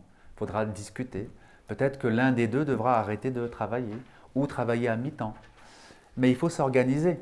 Il faut prendre les devants et c'est sur le long terme qu'on va pouvoir réorganiser la vie en fonction d'autres impératifs. C'est sûr que si tous les deux travaillent à plein temps et qu'ils se disent « Ah mais on ne peut rien faire pour nos parents, on travaille à plein temps » et qu'ils restent sur cette idée, la situation ne va jamais évoluer. Donc il faut faire évoluer sa situation progressivement. Bien sûr en pesant à chaque fois le pour et le contre, en se disant voilà, on a tel revenu, si un de nous travaille à mi-temps, on aura tel revenu, ce sera suffisant, on va pouvoir s'en sortir, peut-être qu'on va devoir éliminer certaines choses superflues. Bref, donc en fait, il faut vraiment prendre la chose comme une organisation sur le long terme pour pouvoir effectivement ne pas être en quelque sorte coincé par les impératifs de la vie moderne. il faut poser une pierre après l'autre. Et quand on fait cela, quand on fait ce que l'on peut à un moment donné, eh bien, Allah nous donne la possibilité de faire mieux par la suite. C'est-à-dire que si je fais ce que je peux à l'instant, aujourd'hui, demain, Dieu me donnera la capacité de faire un pas de plus. Et à chaque jour suffit sa peine, à chaque jour suffit donc son effort. Si aujourd'hui je fais vraiment le peu que je peux faire, parce qu'au début ce n'est pas vrai qu'on peut tout révolutionner, mais si le peu que je peux faire, je le fais vraiment, eh bien demain j'aurai l'occasion de pouvoir faire un peu plus. On répète souvent cette phrase, à chaque jour suffit sa peine, mais peu de personnes savent que c'est d'abord une phrase de Jésus, et que la peine dont il parle, ce n'est pas la tristesse. C'est pas à chaque jour suffit sa tristesse. À chaque jour suffit sa peine, ça veut dire fais ton effort d'aujourd'hui. Et si tu le fais aujourd'hui, demain tu pourras faire davantage. Mais si aujourd'hui tu ne fais pas réellement ce que tu peux faire, si tu fais que la moitié de ce que tu peux réellement faire, demain tu ne pourras pas faire mieux. Et donc en faisant des petits pas, chaque jour, eh bien, on se rend compte au bout de 1 an, 2 ans, 3 ans, 5 ans, qu'on a beaucoup avancé. Voilà. Oui, allez-y. En fait, c'est par rapport au symbolisme dont vous parliez. Oui. Parce que l'exemple que vous avez dit par rapport à l'arbre, ça m'a fait penser à un verset dans le Coran où Allah il donne cette image de l'arbre. Ouais. En fait, Al-kalimat tayyiba, voilà. La parole bonne, oui. Et donc déjà, ma première question, c'est est-ce que le symbolisme, c'est pas la méditation dont Allah il parle dans le Coran? Oui. Et deuxième question, comment revenir justement à cette reconnexion par rapport à la méditation et à la parole du Coran? Est-ce que vous avez compris? Oui, j'ai compris. Vous n'avez pas entendu, je crois, la question. La question porte sur le symbolisme. Tout à l'heure, j'avais parlé du symbolisme de l'arbre, et donc notre sœur nous disait qu'il y a dans le Coran un verset qui parle justement de l'arbre, qui prend l'arbre comme symbole, et c'est le verset qui nous parle de la bonne parole.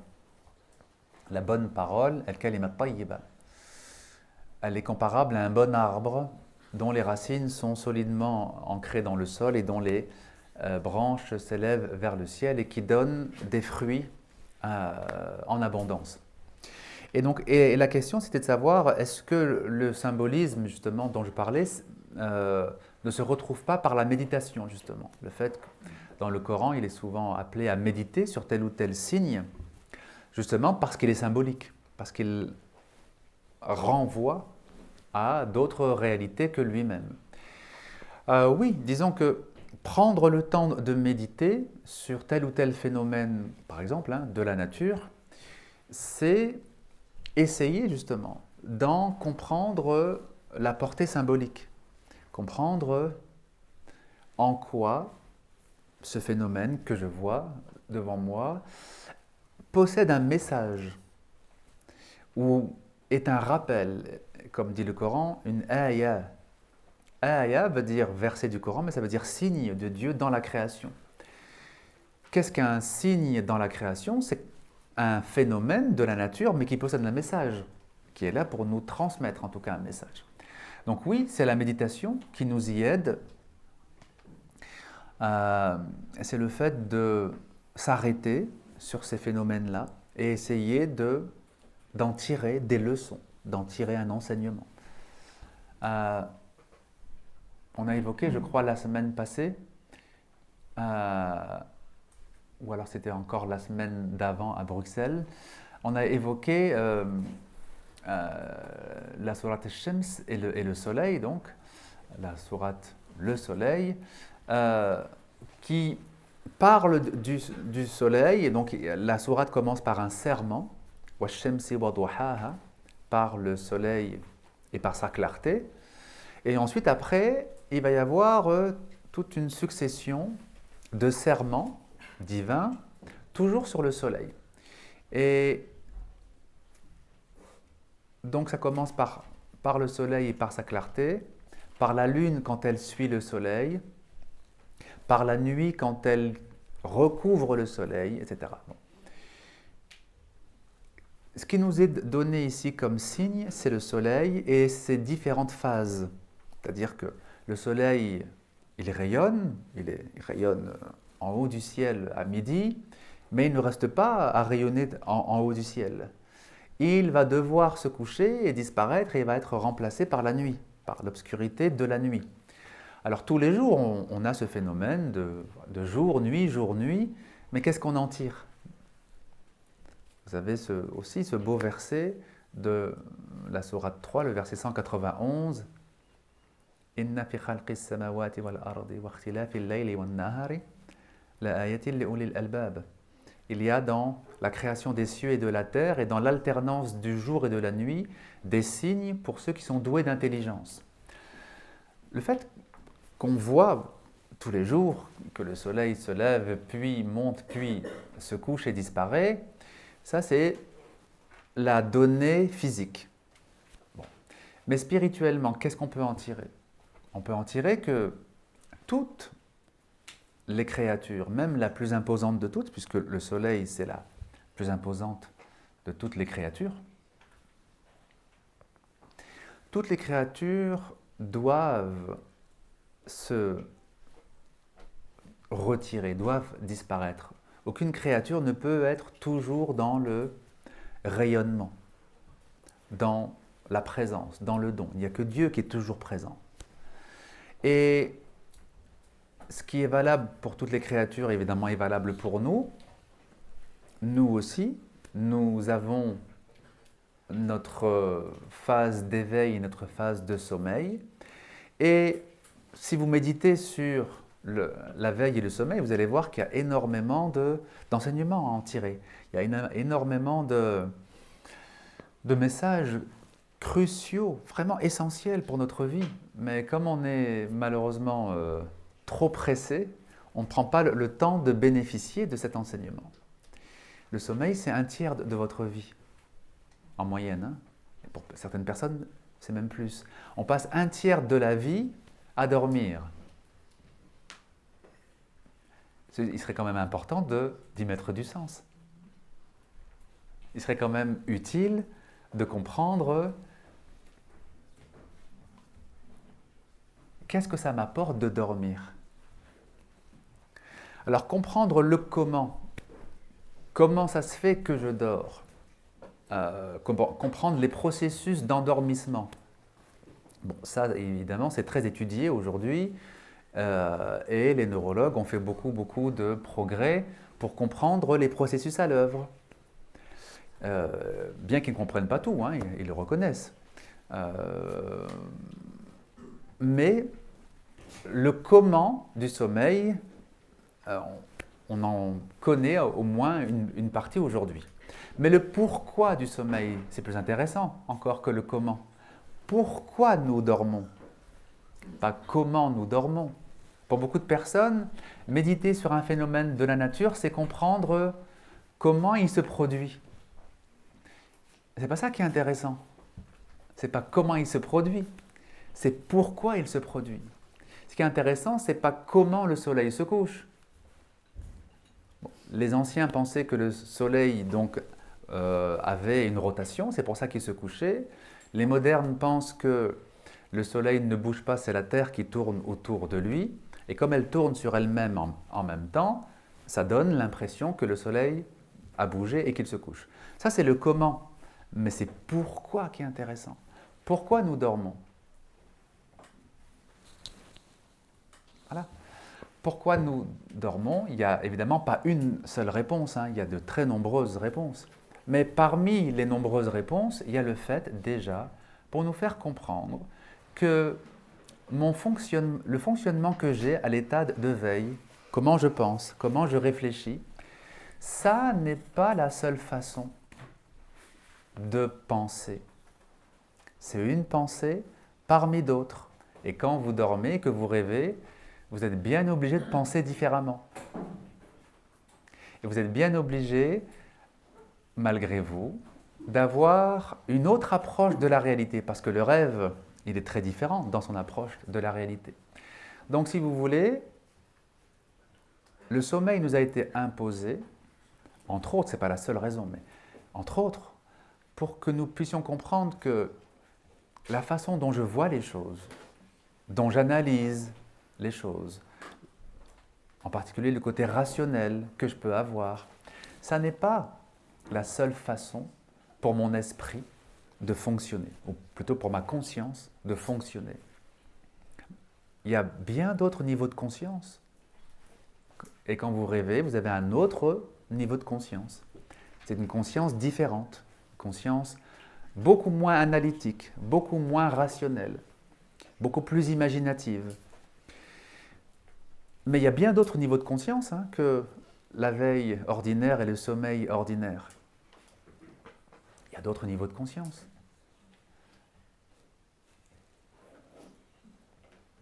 Les prophètes, par exemple, ils ont un autre niveau de conscience, n'est-ce pas? Bon. Et dans son cheminement spirituel, on va passer par d'autres niveaux de conscience aussi. Quand on s'imprègne de la prière, quand on est vraiment dans le recueillement de la prière, quand on est dans le khushu', dans le recueillement profond, c'est un autre niveau de conscience. Alors, un niveau de conscience pas très utile, mais qui est quand même, dont on parle beaucoup aujourd'hui, c'est l'hypnose, par exemple. L'hypnose, vous voyez bien que c'est un autre niveau de conscience. La personne qui est sous hypnose, elle va faire des choses, dire des choses ou ressentir des choses qui sont différentes de ce qu'elle ressentirait sans cet état-là. Donc, les niveaux de conscience sont multiples. Mais comme la plupart des êtres humains sont attachés à la conscience diurne, c'est-à-dire la conscience que j'ai quand je suis réveillé, eh bien, Allah nous dit « وَجَعَلَ نَوْمَكُمْ سُبَاتًا » Nous avons fait du sommeil une perte de conscience, c'est-à-dire votre conscience éveillée, ordinaire, disons, pour passer à une autre forme de conscience. Le dhikr aussi. Le dhikr profond, par exemple la répétition d'une formule comme La ilaha illallah, si vous la répétez 10 fois, c'est pas la même chose que si vous la répétez 100 fois. Et c'est pas la même chose que si vous la répétez 1000 fois. Et c'est pas la même chose que si vous la répétez 10 000 fois. Si vous rentrez réellement dans la profondeur de cette formule en la répétant, La ilaha illallah, La ilaha illallah, et vous répétez cette formule et qu'elle descend profondément dans le cœur, vous allez atteindre un autre niveau de conscience, c'est-à-dire une autre façon de ressentir les choses, de percevoir les choses. Donc une des raisons pour lesquelles nous dormons, c'est pour nous montrer que la façon dont vous percevez les choses à l'état éveillé, c'est une façon parmi d'autres, mais il y en a bien d'autres.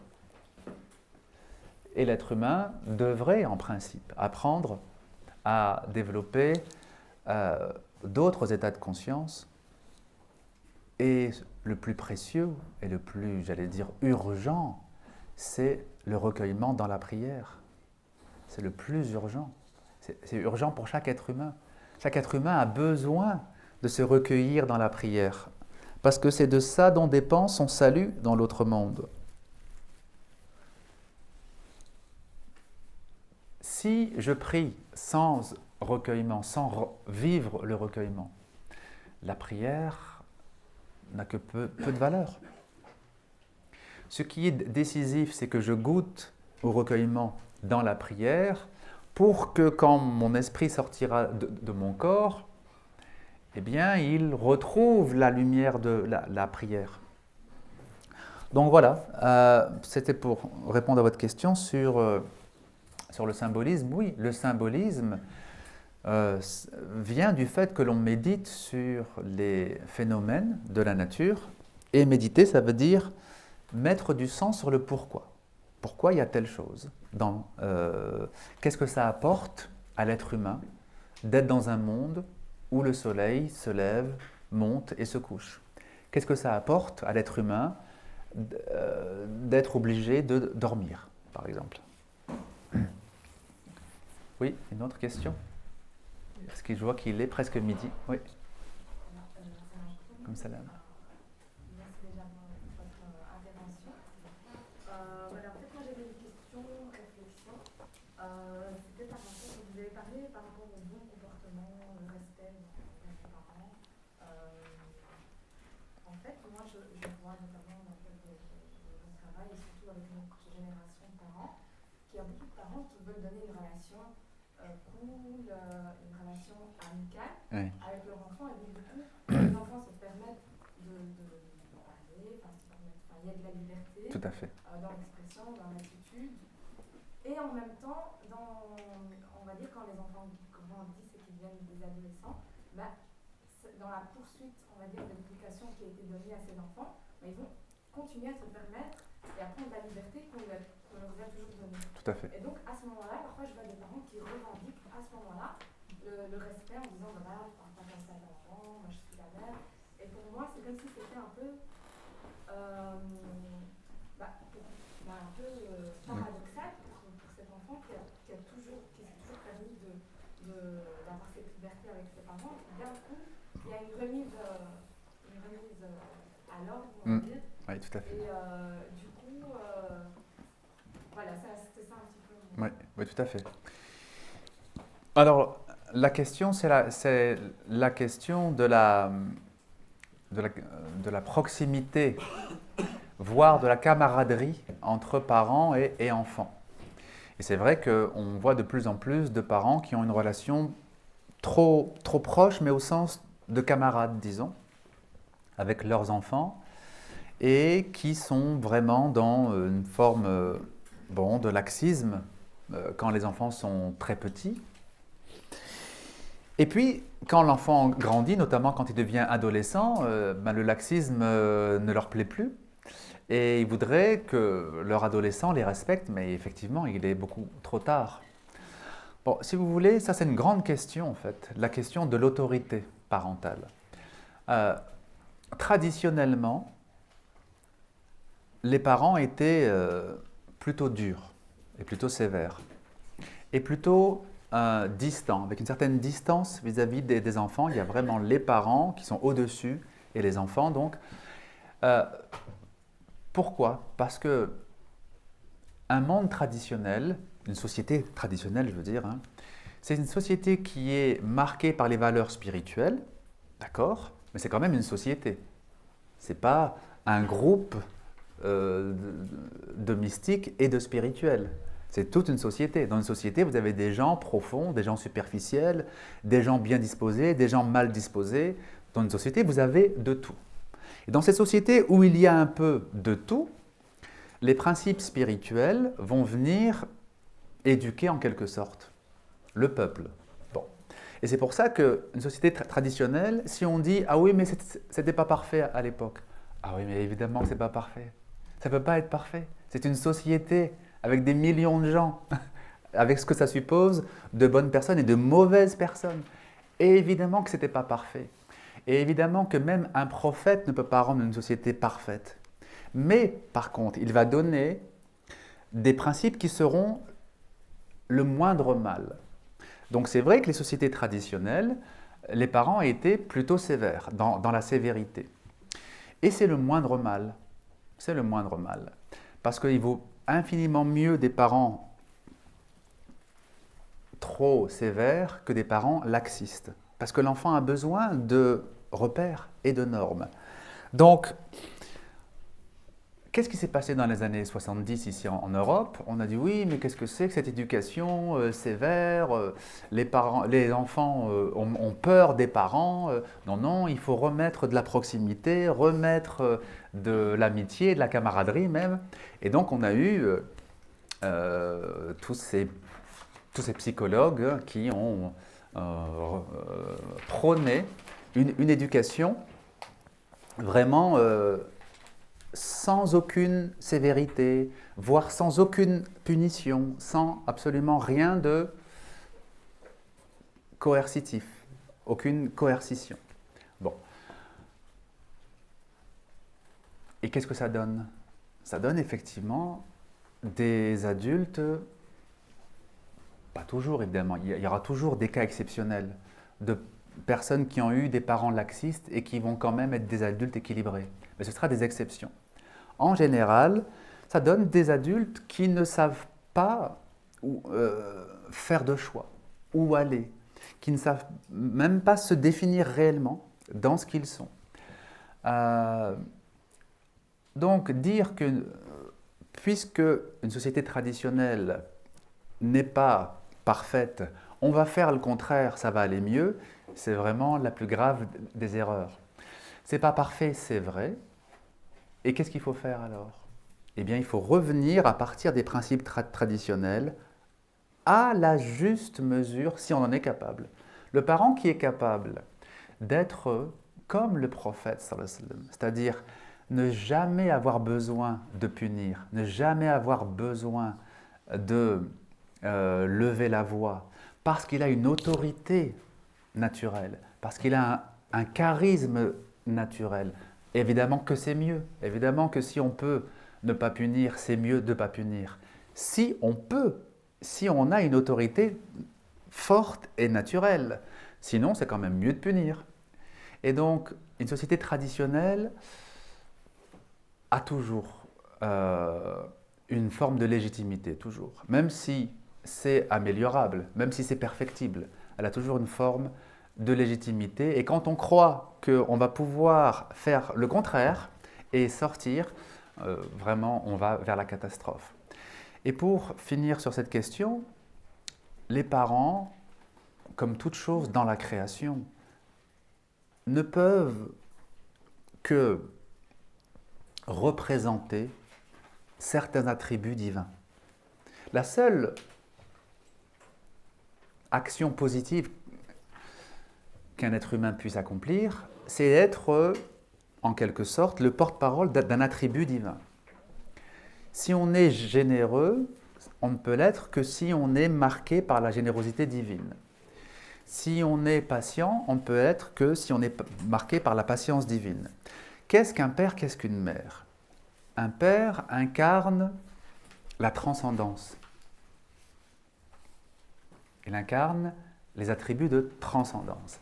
Et la mère incarne les attributs de miséricorde et de rahma. C'est pour ça qu'on a dit la semaine passée que le mot ar-rahim, le ventre de la mère, est de la même racine que ar-rahim, ar-rahman, donc les attributs de miséricorde. Salam alaykum, alaykum.